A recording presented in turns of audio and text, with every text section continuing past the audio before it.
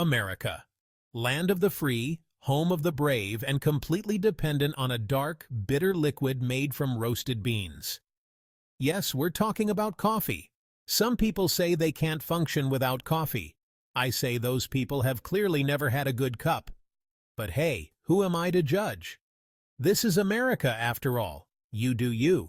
Even if you involves drinking something that tastes like regret and Monday mornings. Let's be honest though, coffee is basically the fuel that keeps this country running. So, what kind of coffee do Americans drink? Well, it's complicated. The variety is as vast as the country itself.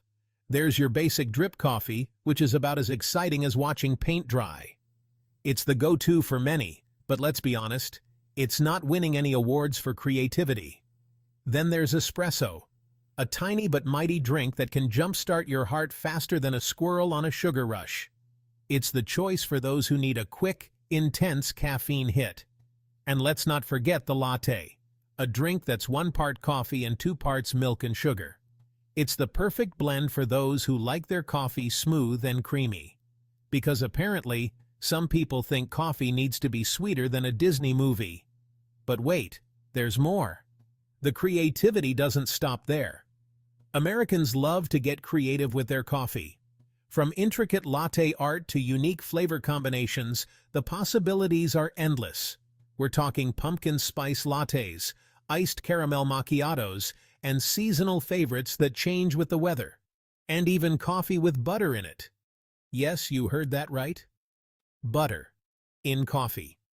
It's a thing, and some people swear by it for that extra creamy texture and unique taste. Now, let's talk about coffee shops. They're everywhere in America. From bustling cities to quiet suburbs, you can find them on almost every corner. Seriously, you can't throw a rock without hitting a Starbucks. It's like they're multiplying overnight. Coffee shops are like a second home for some Americans. They offer a cozy escape from the daily grind. It's where they go to work, study, or just pretend to be productive while sipping on an overpriced latte. The ambiance is perfect for creativity and focus. And don't even get me started on the Wi-Fi passwords. They're a necessary evil in the digital age. They're like trying to decipher ancient hieroglyphics. It's almost a rite of passage for coffee shop regulars.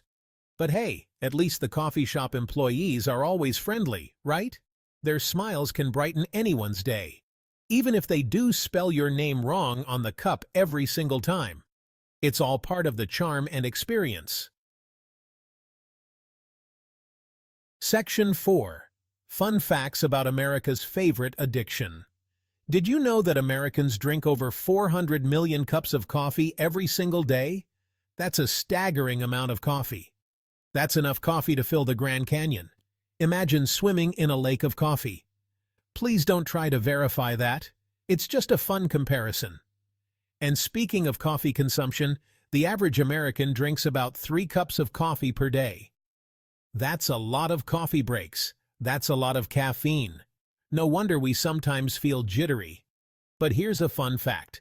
Coffee wasn't always America's drink of choice. It had some competition. Back in the day, people used to drink more tea. Tea was the preferred beverage. But then the Boston Tea Party happened, and the rest, as they say, is history. This event changed America's beverage habits forever. Section 5. Coffee, the elixir of productivity. Just kidding, it's mostly caffeine. So, there you have it.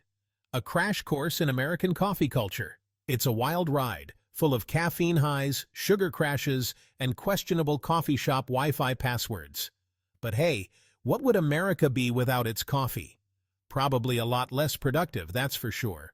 Or maybe just a lot sleepier.